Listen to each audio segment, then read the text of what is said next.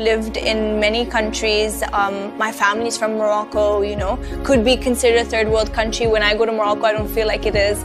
I lived in Saudi for 3 years, so I'm like pretty much a multicultural chick, you know, I've traveled. So coming to India wasn't scary, and also being someone who was well versed with Hindi cinema, and we grew up watching Bollywood films, like I think I've told you that before. So I wasn't going to have any cultural shock at all. That I knew.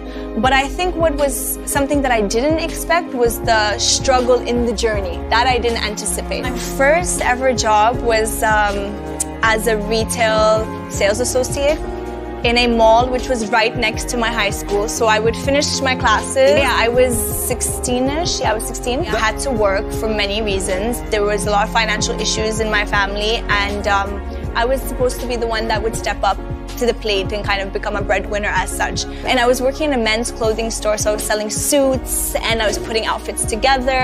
And after that, I did numerous of things. I waitressed in restaurants, I waitressed in bars, I waitressed in, you know, shawarma places. I did everything. I worked at telemarketing offices, selling lottery tickets, like cold calling people, like, "Hi ma'am, do you want to buy this ticket?" And 90% of the time they'd be like, "Duh," you know? So worked on commission, worked at McDonald's once, I did everything. When I was a little bit younger, because I'm still young, I had regrets. But then as I grew up and I became more mature and I experienced life, I realized it's a wrong way to look at life. You can't have regrets because everything happens for a reason. Everything is connected. So if something happens at a point in your life where you're like, "God, I should have not done this, I should have not took this opportunity, I should have not, you know, had this person in my life," or whatever it is, later on you realize it happened for a reason, for your growth.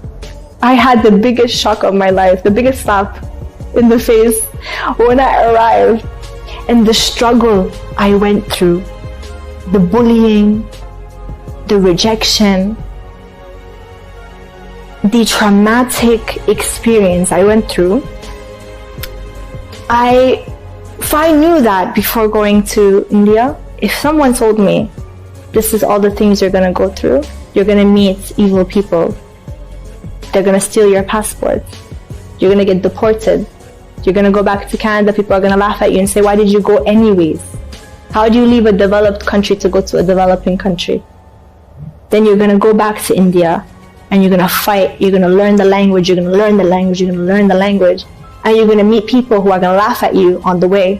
Whenever you try to speak, they're gonna laugh on your face. That happened to me all the time.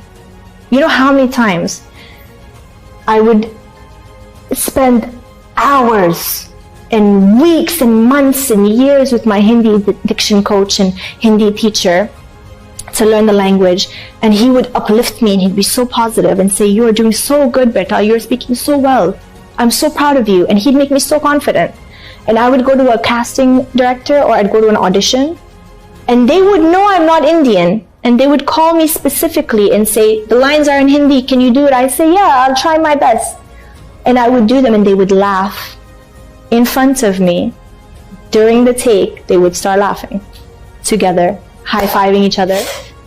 And I get so angry, and I would have this dirty attitude, and I'd be like, "What's so funny?"